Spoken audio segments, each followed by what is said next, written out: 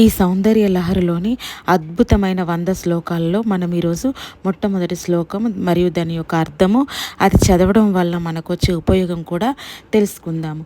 శివశక్త్యా యుక్తో యది భవతి శక్తః ప్రభావితుం నచే దేవం దేవో నకలు కుశలః స్పందితుం అపి అతాస్త్వమారాజ్యం హరిహర విరించ దిబిరఫి పల ప్రణంతు స్తోతుం వాకద మకృత పుణ్య ప్రభవతి.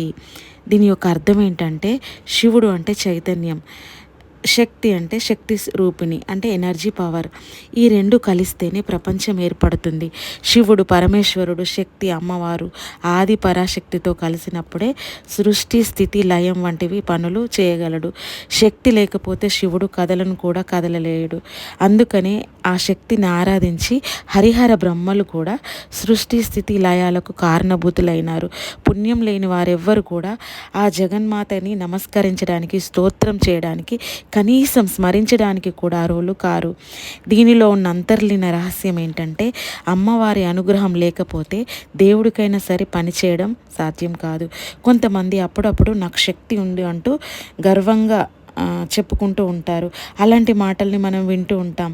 ఆ శక్తి అనేది అనేక రూపాలుగా ఉంటుంది. కొందరికి రాసే శక్తి, కొందరికి మాట్లాడే శక్తి, మరికొందరికి అభినయించే నటించే శక్తి కూడా ఉంటుంది.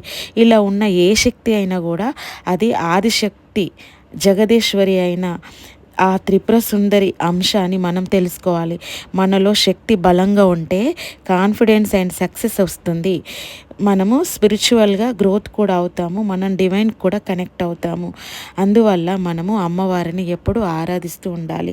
దీనివల్ల ఈ మొదటి శ్లోకం చదవడం వల్ల ఉపయోగం ఏంటంటే, ఈ మొదటి శ్లోకం చదవడం వలన అంటే వరుసగా 12 రోజులు బ్రహ్మ ముహూర్తంలో లేచి మంచి స్నానాది కృత్యాలు తీర్చుకున్న తర్వాత దీపం పెట్టుకొని లలితాదేవిని స్తోత్రం చేసుకొని ఆ తర్వాత 108 సార్లు మనం చాంటింగ్ చేస్తే ఇది అన్ని పనుల్లో విజయాన్ని ఇవ్వడమే కాకుండా మనం మన జీవితాన్ని ఎలా బ్యాలెన్స్ చేసుకోగలమో ఇది మనకి చెప్తుంది.